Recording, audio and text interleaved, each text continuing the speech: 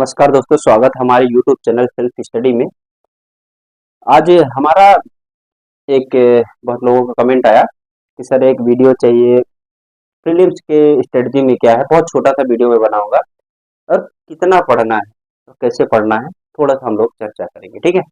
तो और इस प्रीलिम्स के नए सिलेबस का हम लोग थोड़ा सा बात करेंगे कि आखिर इसमें किसका कितना वेटेज है। तो अगर हम वेटेज की बात करें तो इसमें आपका, आप जैसे देखेंगे सिलेबस, तो एमपी का वेटेज इसमें 40%। पहले हुआ करता था 30%, 32%। अब फिर मैं आगे बताऊं कैसे 40% वेटेज है। आप सिलेबस देखे होंगे, सिलेबस निकाल लीजिए आप, आपके पास अगर हो तो। आप देख रहे होंगे 40% वेटेज एमपी का है। फिर इसमें 20% करेंट, 20% वेटेज आपका करंट अफेयर्स। आप देखेंगे यूनिट नंबर 8, 7, ये सब करंट अफेयर, ठीक है। उसके बाद फिर इसके बाद हम लोग बात करेंगे जियोग्राफी प्लस हिस्ट्री।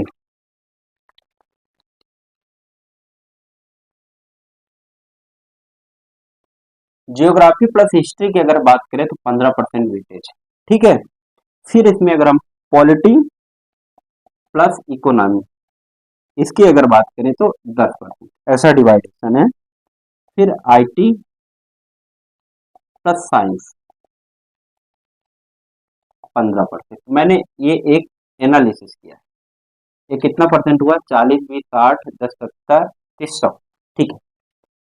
अब आप देखेंगे कि सर इसमें आपने कैसा बताया, तो एमपी की देखिए आपके पास इस पर बहुत सारी होगी। एमपी आपकी ज्योग्राफी अलग से हुई है। यूनिट नंबर 10 है एमपी की जनजाति और उनका कल्चर है, ठीक है, 40%। और ये और एमपी की कॉन्स्टिट्यूशन है, ये तो है ही, ठीक है। तो 3 यूनिट ये ज्योग्राफी, हिस्ट्री और पॉलिटी और आपका जनजाति अलग से, तो लगभग 40% आपका पोर्शन एमपी का है। करंट अफेयर की यूनिट इस बार आप लोग देखेंगे unit number 8, unit number international और नेशनल करंट अफेयर, इस बार स्पोर्ट्स वगैरह गायब किया गया है। तो ये 20% आपका रहेगा। 20% इसमें क्यों, क्योंकि आपका यूनिट नंबर 8 जो है ना वो है। यूनिट नंबर 9 इंफॉर्मेशन टेक्नोलॉजी, वो भी करंट अफेयर से जोड़ना है। और यूनिट नंबर 7 जो इन्वायरमेंट ऑफ साइंस, वो करंट अफेयर का ही पोर्शन, ये आप ध्यान दीजिएगा। तो इस बार 40, 20, 60 इसका पोर्शन बहुत है, करंट अफेयर और एमपी, ठीक है। फिर ज्योग्राफी और हिस्ट्री, ज्योग्राफी आपको वर्ल्ड हिस्ट्री हटा दिया गया है, तो इंडियन हिस्ट्री है, सॉरी इंडियन ज्योग्राफी है। और हिस्ट्री में आपका इस बार आर्ट एंड कल्चर को जोड़ा गया है, जो यूपीएससी का मेनली सिलेबस रहता है। और आपका और हिस्ट्री में एक वैदिक परंपरा, उपनिषद, इनको जोड़ा गया है, ट्रेडिशनल हिस्ट्री। 15%, 15%, इसका मतलब जो हमने लिखा है इससे, अगर 15% लिखा मतलब 15 क्वेश्चन आना है, 40 मतलब 40 क्वेश्चन। पॉलिटी और इकोनॉमिक्स को मिला के आपको 10 क्वेश्चन देखने को मिलेंगे, और आईटी और साइंस के 15 क्वेश्चन, ठीक है। एक दो क्वेश्चन वेरी कर सकते हैं, ठीक है। तो इसको आप नोट कर दीजिएगा, कर लीजिएगा, उस हिसाब से अपना वो बनाइएगा, ठीक है। अब मैं बता रहा हूँ कि पढ़ना कैसे है। तो सिलेबस हम सबको मालूम है, हिस्ट्री है पहला, दूसरा भी आपका हिस्ट्री है, तीसरा आपका ज्योग्राफी है, इंडियन ज्योग्राफी, चौथी आपकी है एमपी ज्योग्राफी, जिसको सिलेबस मालूम है वो आप सब लोग जानते होंगे। हिस्ट्री, इसमें है आर्ट एंड कल्चर, ठीक है।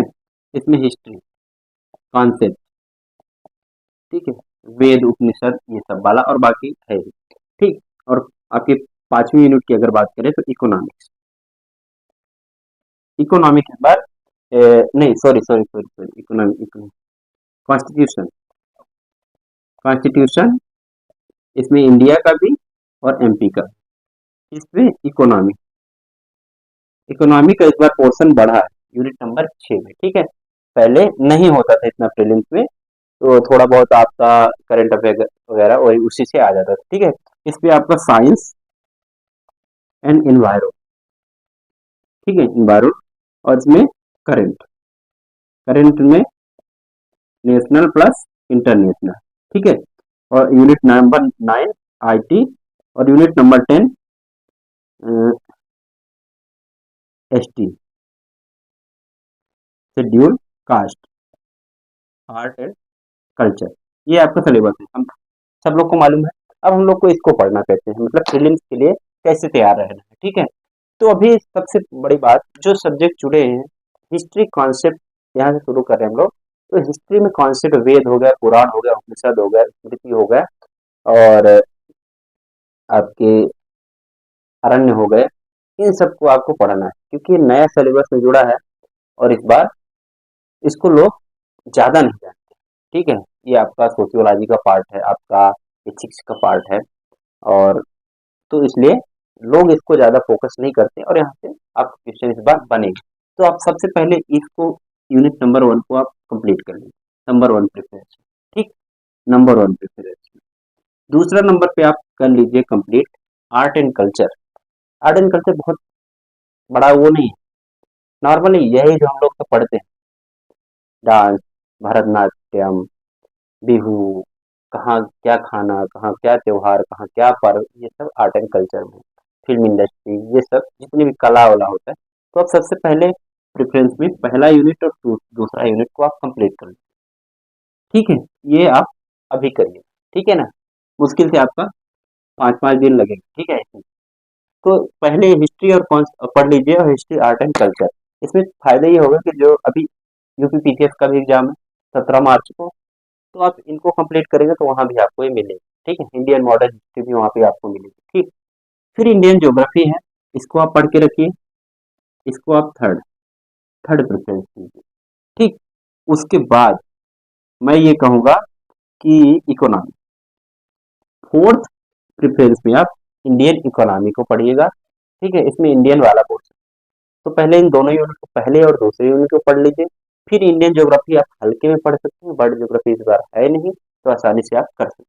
फिर इकोनॉमी वाले पोर्शन को पढ़ सकते हैं चौथे प्रेफरेंस में। अब आपको क्या करना है कि फिर उसके बाद आप पढ़िए फिफ्थ फिफ्थ जो प्रेफरेंस है। और मैं बताता हूँ, एक दिन में आप 2 यूनिट लेके चलिए, हिस्ट्री लेके चलिए, तो 1-2 इनको चाहे साथ में पढ़िए, या फिर जो भी 2-2 सब्जेक्ट लेके चलना है, उससे ज्यादा 2-2 यूनिट लेके चलिए, बहुत आराम से हो जाए, ठीक है। फिर आप फिफ्थ प्रेफरेंस में आप इसको पढ़िएगा बाद में, ठीक है। अब इसके बाद आपका ऐसा समय होगा कि आपको होगा क्या, सिक्स, क्योंकि नया सिलेबस में जुड़ा है, तो आपको क्या करना पड़ेगा, इसको डिटेल में पढ़ना पड़ेगा। जनजाति है, उनके बारे में प्रॉपर पढ़ना पड़ेगा, उनके आर्ट एंड कल्चर को पढ़ना पड़ेगा, फोक डांस, फोक सॉन्ग, इस सबको पढ़ना पड़ेगा। तो छठवीं प्रायोरिटी में ये पढ़ लीजिएगा। अब आपके पास मार्च महीना खत्म होने वाला है, आप अंदाजा लगा लीजिएगा इसमें कितना कितना टाइम लगेगा, ठीक है। तो अभी अब लगभग 10 यूनिट है आपके पास, लगभग अभी टाइम है 50-55 दिन। आप 5 5 5 5 दिन एक यूनिट को दीजिए, ठीक है। एक यूनिट को एवरेज 5 डेज ये देना, ठीक है। और तो आपका छठवां प्रेफरेंस में ये रहेगा। अभी आप एमपी मत टच करिए, कोई दिक्कत नहीं। फिर 7वां प्रेफरेंस आपका रहेगा 7 आईटी और कंप्यूटर वाला, क्योंकि ये पोर्शन आपका प्रीलिम्स में पहले भी था, तो आप पढ़ सकते हैं। जो नए दे रहे हैं उनके लिए भी यही स्ट्रेटजी रहेगी कि आप आईटी और कंप्यूटर नॉर्मली जानते हैं, ठीक है, 7वां। फिर उसके बाद 8वां, 9वां, 10वां, ठीक। ये आपका क्या रहेगा, पढ़ने का ये आपका क्रम रहेगा। इसमें आपका ये एमपी एमपी वाला हिस्ट्री जो है ना, इसको आप इनके साथ पढ़िएगा। किसके साथ, जब आप एमपी की पहले ज्योग्राफी पढ़ लीजिएगा, फिर आप हिस्ट्री पढ़ लीजिएगा, ठीक है। कॉन्स्टिट्यूशन आप इंडिया का और उसका साथ में ही पढ़िएगा, कोई दिक्कत नहीं। फिर लास्ट में आपको करंट अफेयर और साइंस और इन्वायरमेंट को पढ़ना है, ठीक है।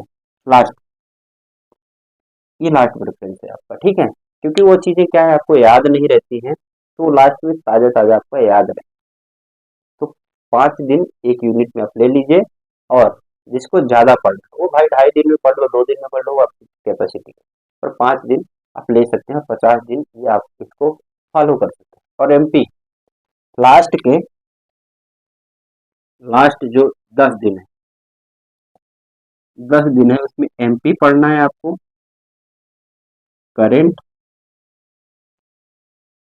और आपको बस यूनिट नंबर 9 इसको पढ़ना है। उसमें भी एमपी और करंट को पढ़ेंगे तो इस बार पोर्शन ज्यादा है, क्योंकि 40, 20, 60 नंबर का लगभग आएगा, तो आपका वहां से हो जाएगा। और अब मैं बताता हूँ कि इस बार कट ऑफ का क्या रहेगा।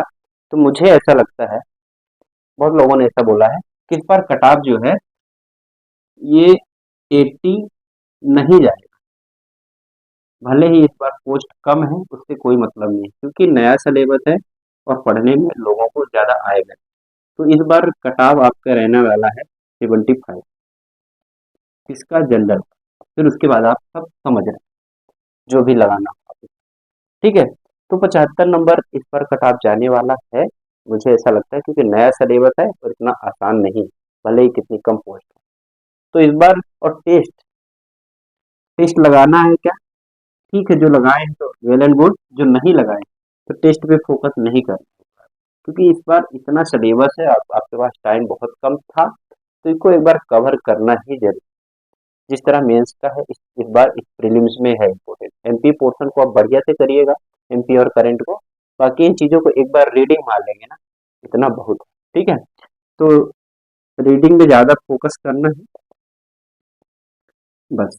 और क्योंकि इनके अभी ज्यादा आप ना क्वेश्चन मिलेंगे कहीं, ना कहीं प्रीवियस ईयर में, क्योंकि नया सिलेबस है, तो आप एक बार रीडिंग मारेंगे, उससे चीजें आपको समझ में आएगी। तो आप स्कोरिंग एरिया जो है एमपी, करेंट अफेयर और यूनिट नंबर 9 जो कि इंफॉर्मेशन टेक्नोलॉजी और कंप्यूटर है, वहां पे आप फोकस कर लेंगे। बाकी सब में एवरेज मार्किंग भी करेंगे, तो आपको 75 के आसपास नंबर आएंगे और आपका प्रीलिम्स क्वालिफाई हो जाएगा और आप मेंस लिखेंगे। ये रहेंगे, बहुत सिंपल स्ट्रेटजी है, बहुत छोटी स्ट्रेटजी है।